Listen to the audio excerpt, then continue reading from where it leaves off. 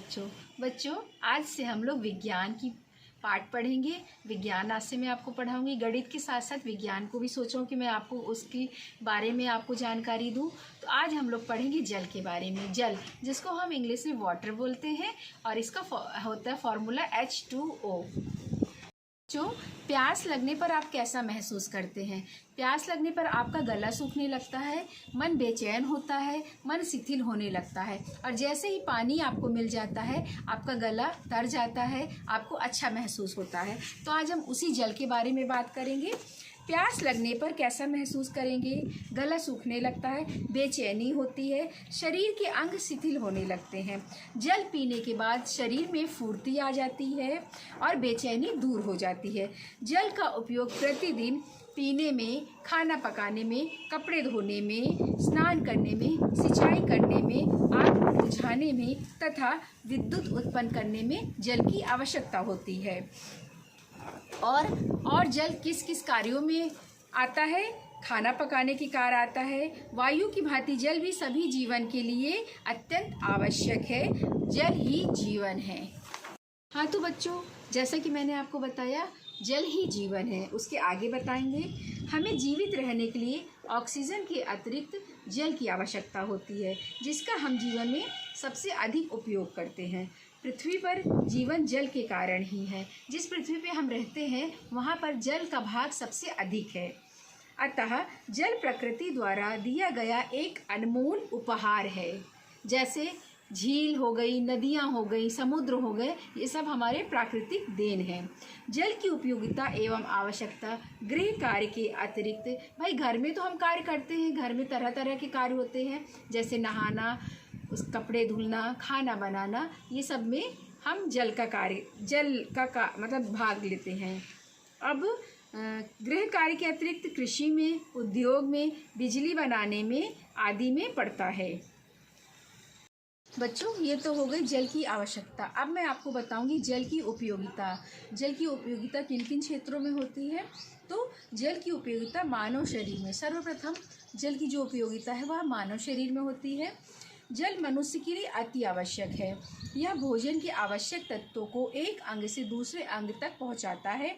जल शरीर का तापमान को नियंत्रित करता है। दूसरा पॉइंट है उद्योगों के लिए। जल का उपयोग बॉयलर में भाप बनाने, रसायनों को घोलने, मशीनों की साफ सफाई करने के लिए उपयोग किया जाता है। तीसरा पॉइंट है विद्युत उत्पादन में। नदियों पर बांध बनाकर जल से विद्युत तैयार किया जाता है। चौथा पॉइंट है दैनिक कार्यों में। जल का उपयोग प्रतिदिन पीने में, खाना पकाने में, सफाई करने में, कपड़ा धुलने में, स्नान करने में, शौचालय में, सिंचाई आदि में किया जाता है। नेक्स्ट पॉइंट है मनोरंजन के क्षेत्र में। मछली पकड़ना, तैराकी, नौका विहार आदि जल के द्वारा ही करते हैं। अगला पॉइंट कृषि में सहायक।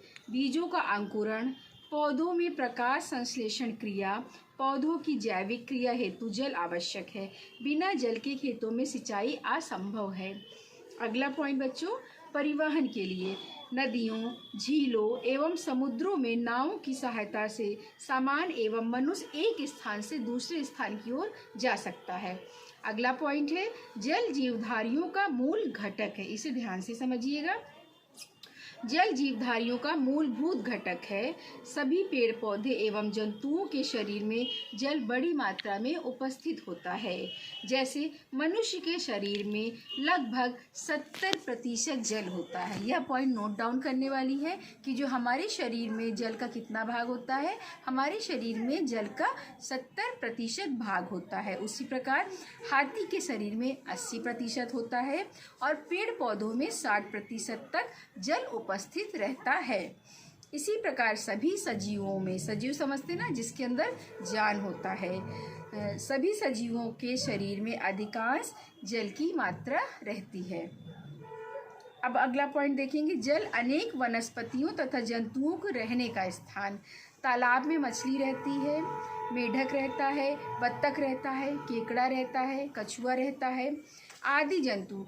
और जल में ही कमल खिलता है। कमल का फूल जानते हैं ना बच्चों? कमल का फूल जो हमारा राष्ट्रीय पुष्प है।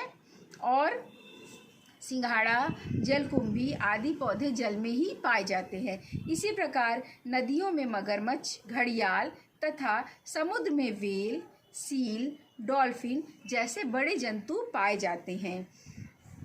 अगला पॉइंट पढ़ेंगे, जल द्वारा कीटाणुओं, बीजों एवं फलों का प्रकीर्णन। नदियों के किनारे लगे वृक्षों के फल एवं बीजों का प्रकीर्णन मतलब होता है बिखराव। अब जैसे हवा चलता है तो वो जो है उसमें से बीज निकल के हवा के माध्यम से एक स्थान से दूसरे स्थान पे चले जाते हैं। फिर बारिश होती है तो वो जो बीज होता है वो एक नए पौधे के रूप में उभर कर सामने आता है। बड़ी नदियों में नाव एवं जहाज का उपयोग आवागमन के लिए किया जाता है। आवागमन मतलब एक स्थान से दूसरे स्थान को जाने के लिए। समुद्रों में जहाज द्वारा सामग्री एवं यात्रियों का आवागमन एक स्थान से दूसरे देश के लिए होता है। नाव को हाउस बोट बनाकर सभी झीलों में निवास करते हैं। सभी मनुष्य कहाँ निवास करते हैं? झीलों में निवास करते हैं। बच्चों, जैसा कि एक मैंने यहाँ पे 2 चित्र बनाए हैं, आपको दिखाई दे रहा है, ठीक है। ये है ए गमला और ये है बी गमला, ठीक है। ए गमले में मैंने एक छोटा सा पौधा लगाया था, ठीक है। वो छोटे से पौधे को मैंने प्रतिदिन उसमें जल दिया, उसको पानी दिया और उसको धूप की रोशनी मतलब आपको प्रकाश उसको मिला, हवा मिला, तो ये धीरे धीरे हमारा जो गमला ए है उसका पौधा धीरे धीरे धीरे धीरे बड़ा होता गया। तो हमारा कहने का ये तात्पर्य है कि जल वृद्धि में सहायक है। वृद्धि मीन्स होता है बढ़ना, ठीक है। एक छोटा सा पौधा, फिर उसमें पानी मिला, फिर सूर्य की रोशनी मिली, तो धीरे धीरे धीरे धीरे वह पौधा हमारा बड़ा होता गया। तो जल वृद्धि में सहायक है, ये एक पॉइंट है, इसको नोट करिए। बच्चों, यहाँ पे मैं अब आपको बताऊंगी जल का प्रतिशत। ये प्रतिशत का चिन्ह है, ठीक है। मनुष्य के शरीर में 70% जल होता है, हाथी के शरीर में 80% जल होता है और पेड़ पौधों में 60% जल होता है। इस पॉइंट्स को आप अपनी कॉपी में नोट करिएगा। बच्चों, यह थी जल के बारे में मैंने आपको बताया। अब अगली वीडियो में मैं इसके और आगे का टॉपिक पे चर्चा करूंगी। जितना मैंने अभी आपको पढ़ाया है, एक्सप्लेन किया है चित्रों के माध्यम से, उसको आप उस वीडियो को अच्छे से देखिए, अपनी कॉपी में उतारिए और उसे याद करने की कोशिश करिए। मिलेंगे अगली वीडियो में, तब तक के लिए बाय।